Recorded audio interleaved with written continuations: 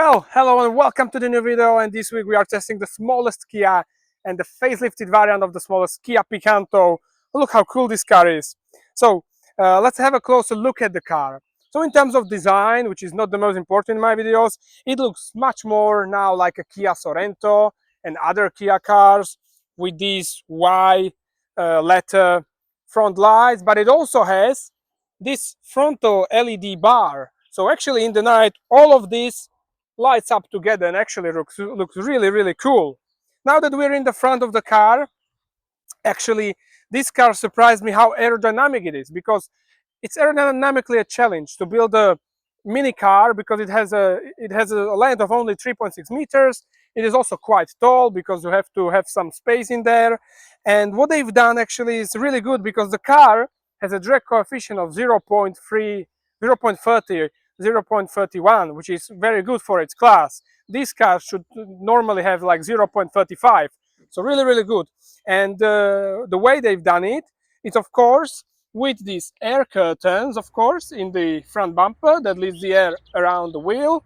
You also have this plastic or rubbery element, this lip spoiler on the end part of the front bumper, which makes the whole car lower, which is very important for the aerodynamics as well. And also the underfloor is flat. You have loads of plastic in there, so really good job they've done on the aerodynamics. Also the front windshield is slightly curved, that's another part of it, so very cool. Now let's have a look at the suspension. So in this case we have the biggest 16-inch wheels with a tire size of 195 45 R16. So yeah, it's a really wide tire for such a small car, only 990 kilos. So this car is gripping fantastically. It's really great in the corners. And what helps it in the corners is the very good setup of the suspension. So this car actually doesn't have that much of a positive caster, but actually, to be quite honest, it doesn't really need it, because it has a very good weight distribution. In terms of used struts, used suspension, we have McPherson suspension here at the front and a torsion beam rear suspension.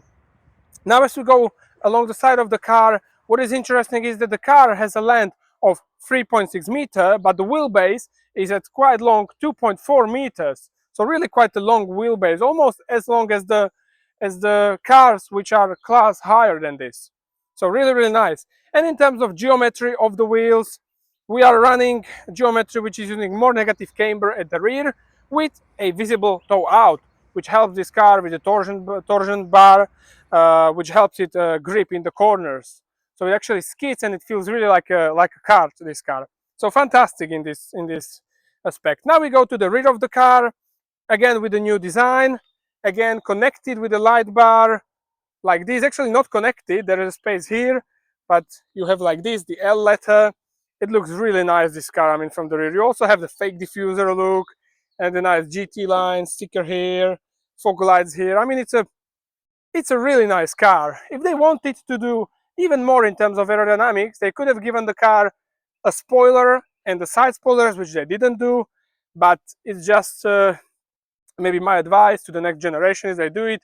The car will be aerodynamically even better than it is now, which is excellent. Now you open the boot nice and high up in here, above the Kia badge, and we have a nice boot of, I'm not sure about the liters, but it's going to be somewhere around 280-ish liters, and I think it's a reasonable boot for such a small city car. You have double floor in here, which is nice. And let me see if, yeah, we have also a space for a spare tire in there, and some hooks, 2 hooks. Yeah, really nice. And also a light. So I think very reasonable for such a small city car. You also have a parking camera here.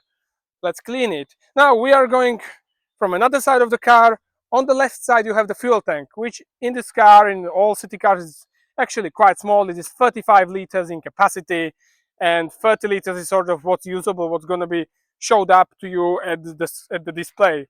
Now let me also showcase you how it is to sit in the rear, even though in these cars the rear seats are sort of irrelevant, because they're either only for children or for nobody. But anyway, So this is how you sit in here.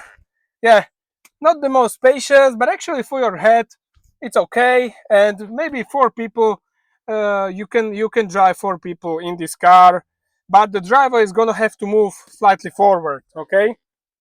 And in terms of comfort, you have some space here, electric windows, which is nice, and also one USB-C connector for charging. Now that we're here at the side, let me also show you the conception of the car, which helps the balance of the car. And also another thing that helps the balance, we have disc brakes also at the rear, which is very nice. It's such a small, affordable car, still has disc brakes, and it has great stopping power. And now about this conception of the car from the side. So the driver is sitting really quite far from the front wheels, which is as it should be in a driver-focused car. And he has to also sit, I have to sit in my furthest rear position because I'm a tall gentleman, and therefore behind myself there is a very limited space behind me. Yeah. And last but not least, let's have a look at the engine. Also, another thing I want to tell you, the car is made in Rüsselsheim in Germany. So this is a German-made car, okay? Yeah, so let's have a look at the engine. So you can have 2 engines under the bonnet. Either you have the most basic 1.0 1-liter engine, or this more powerful version 1.2-liter DPY engine. And well, it's a nice engine actually for the car, because the car weighs at 990 kilos and it produces 79 horsepower and 130 newton meters of torque, mated to the 5-speed manual transmission. And well, I have to say, although of course it is what you would expect from a naturally aspirated engine, 79 horsepower, but it still feels reasonably nippy if you rev it up. It has a really nice characteristic if you rev the engine out, so if you want to overtake, it still does it very easily. And thanks to the great aerodynamics, it's also very efficient. And also one other thing, it's a actually 2 other things. So the one good thing, it's still a 4-cylinder engine. As we can see here, it's a 4-cylinder engine, which is nice because nowadays most manufacturers use 3-cylinder. And also another very practical thing is that how easy everything looks. But if you want to change the air filter, come here slightly. If you want to change the air filter, you have just these 2 clips, and you open it, and here is the air filter. So it is extremely easy to change the filter, which is, I think, really nice from a user standpoint about this engine. It lies slightly in front of the front axle, but then the crew is sitting so much rear that it has really fantastic balance, this car, and it only weighs 990 kilos. So you can think about how lightweight it feels, this car, in the corners. It's so much fun to drive. Let me hop in the car, drive the car, and tell you more about the experience that I had with this fantastic little car.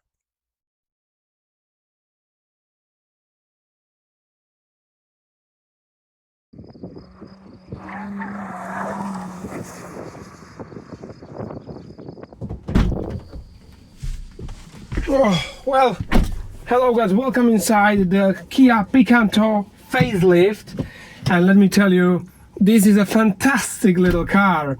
Let's start up by talking about the interior. Let me start up the engine. So this is the more powerful 1.2-liter engine, producing I think around 82 horsepower. And well, let me start up with the interior. So this interior is actually really nice, and you don't feel like you're in a very cheap car, because of course this car for a small car is quite expensive, because this is the top specification of GT line. It costs just under 19,000 euros in my country, 18,990 euros, and you have everything like you should have in a nowadays car. So you have the air conditioning, which is also automatic. You have this nice central screen with the Apple CarPlay and Android Auto. In this case it's not wireless, it is wired with the USB-A cable, but it's okay. You have electric windows, you have digital driver's display ahead of you. So yeah, you have the TPMS as well. You have this nice leather steering wheel with only 2.8 turns between locks, so it's actually quite a fast steering rack for a small car, and makes the car really nicely drivable. You have the seats that are leather, that are heated. You have the heated steering wheel. These seats, you can adjust them in terms of height. You have nice adjustability also in the steering wheel, but you can only adjust it in terms of height, not the lengthwise. Okay. And you also have all of these assistants. You also have this autonomous driving, I think it is called, of second generation. So you have this button here with the steering wheel and 2 lines, and the car can drive itself in between the lines, which is pretty cool for such a small city car. Of course, I don't use it because I'm looking for a driver's car, but it's nice for someone, definitely. In terms of sitting position, really nice sitting position, sitting far away from the front wheels, which is important. You get the feeling, that's the sensation of a driver's conception in this car. You're sitting reasonably low inside the car. So yeah, nothing to add to this. You have these nice seats with actually decent support, leather seats, leather armrest here, and also armrest here with deep enough space. You have normal handbrake. You have this nice shift in the 5-speed manual transmission, and the only thing, if you're a taller gentleman like me, I just feel a little bit tiny because the car is quite narrow, so for my shoulders it feels slightly more tiny. But anyway, let's start driving, and let me talk you first through the turning circle. So I just crank it up, and look at this. This is quite a small space, but okay.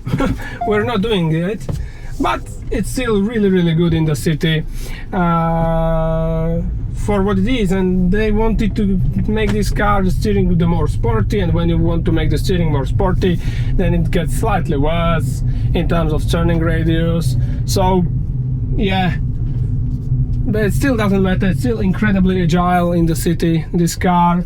And this car weighs 990 kilos, which is incredibly light in nowadays measures, particularly still being in the top specification model. And what this does is that this 1.2 liter engine is really nice to use every day. You really don't feel like you're missing out on power with this engine. Also, the gearing is quite nice. You are doing 3,500 RPM on the motorway, which is really nice. You can do really also very good consumption on the motorway of around, what it was, like 5.3 liters on the motorway, or 5.9 with the air conditioning on. So actually really nice. And as we are now at the consumptions, let me tell you, so the weekly average that we have is 5.2 liters for 100 kilometers.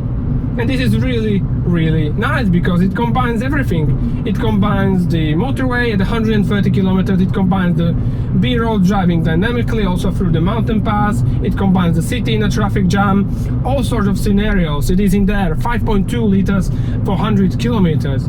I think it's absolutely staggering. And why it's so good on the motorway is down to the aerodynamics, because the car has a drag coefficient of 0.30, and that is remarkable for a small city car, because you have quite a tall car on a very short wheelbase, and this usually is hell for the aerodynamics. But they've done so much, particularly on the front part. You have this rubber or this plastic element there alongside the whole front bumper, making the front part really low. So, and also the curved windscreen. But here comes the corners, and I want to tell you ahead of the corners, this car has a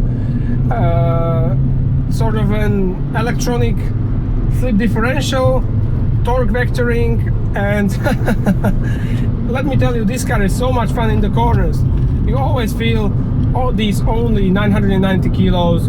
It leans onto the outer rear wheel. You have nice and sharp steering actually, and it just grips so nicely. You have the geometry of the wheels with more negative camber at the rear and also a visible toe out.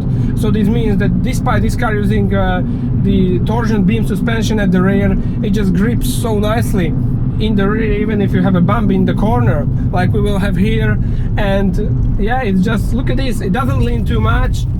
and it just skids like really like a kart. You get this sensation of like driving a kart with this car, and it's just so much fun to drive, you know. Nowadays people need a heavy powerful car, but really if you buy something like this and you just hoon it around through the corners, you have such a big smile on your face, and it's just fantastic. I absolutely fell in love with this car for the way it drives throughout the corners. I also rate some powerful cars like the Audi A6 in the corners, just because I let it go there full throttle. It just grips so nicely. I feel the lightness. I have enough of the feedback from the car through the seat, through the steering wheel still, and well, I just liked it very much. Now to the drivers and to the driver's efficiency every day, you only have 35-liter fuel tank, and while with these great consumptions, it still gives you a very good range. You will have to refuel more often, but the nice thing about it is you will only pay around 25 or up to 30 euros at current prices of petrol for refueling it to the full, which is absolutely crazy because you only have 30 liters of fuel to put in.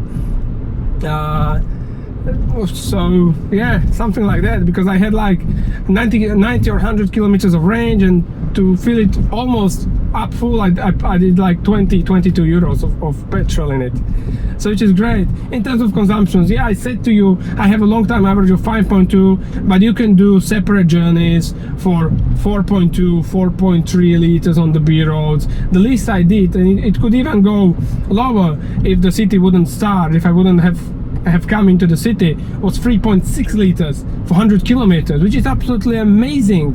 Imagine everybody was driving such a efficient small little city cars.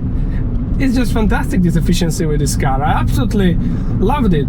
And even if I had 4 people in the car, it was like 6.3 liters for 100 kilometers. So amazing efficiency from this car. Amazing what you can do on one tank for such a small tank. You can do motorways like 230 kilometers with this car. And actually, if you think about this car, you know, you buy this car for 20,000 euros, you have only a 30-liter fuel tank, but you can do so much kilometers. And then the manufacturers, they offer you a small electric car with 30 kWh battery, and you barely do 150 kilometers on one charge. So this car is, you know, it just shows you how much sense the ICE engine has. And this is a really nice ICE engine, 1.2 liter, improved thermal efficiency and stuff, and it's nice because it rises in power and in character with revs, so it's actually nice and revvy engine. You can drive it nicely up to 2500 rpm, but if you want to overtake, you just rev it out, and it just grows in power, and it's actually very decent also, particularly because of the low weight of the car. I mean, guys, it's just so nice to drive such a small city car around. And with this, all of this equipment that you get, the nice stereo, the wired Apple CarPlay, the automatic air conditioning, the digital driver's display, all of these assistants and autonomous driving, just shows you that you can drive in absolute comfort even with a small city car like this nowadays, which could not have been said in the past when the first generation Kia Picanto arrived at the market. Those cars, they were soft, they were noisy, they had quite a big fuel consumption on the motorway. So yeah, and now you have also the leather seats, heated steering wheel, so it's just such a beautiful car to drive. And if you see, this was the brake assist, the automatic brake assist, which is too precautious maybe, but I don't mind. So it just shows you that, you know, even if you want to buy a car for a budget, you can still drive in such a nice comfort and also fun with this car, because it is so fun to drive. Yeah? You can turn off or you can limit the electronic step ESC and TCS with this car, and then it spins the inside wheel in the corners on the slippery surface, because this car has the torque vectoring actually, which works in conjunction with the ESC. and it should help you have more grip and prevent understeer in the corners. From my experience, what it does is that it felt like it limits the power of the engine also. I didn't feel quite comfortable with it. I turned it off or limited this ESC, and it was just so much fun to drive. It had so much grip still. You don't need that actually in this car because it doesn't have plenty of horsepower. So yeah, just to sum up this car, incredible fun, incredibly efficient. They've done a great deal of work, particularly on the frontal part of the aerodynamics of the car, achieving a very good drag coefficient for such a small high city car. It is still affordable, although in this top specification model it costs almost 20,000, which is not the most affordable sum of money, but you can get it from around 14 something. So just incredible. And actually I think, if I'm thinking, there is not plenty of cars to choose from, but this car has a good driver's conception. You see it's reasonably far from the front wheels. It just feels really nice, and the body control is also very nice, reasonably stiff. It is softer at the front, so it goes like this over the undulations, but it's all around it's quite stiff. So my final words would be this: if you want more power, you would go for the Hyundai i10 with the 1.0 TGDI, but really, if you want a nice engine that is going to be extremely reliable because it's an NA engine, and it's still very nice in power, you have a light car and it's fun to drive and it looks sharper, to be honest, than the Hyundai i10, definitely go for this car. It is just so much fun to drive, efficient, comfortable. It's everything actually that I need. I actually felt that I would buy this car driving around the city on the B roads. It's fantastic, and I had also no problems on the motorway with this car. So yeah, that would be it to the Kia Picanto Facelift review. Fantastic small little city car, and if you liked the video and found it useful, well, keep watching, keep subscribing, because more videos are coming on very soon, and I hope to see you in the very next video. In the meantime, take care of you and goodbye.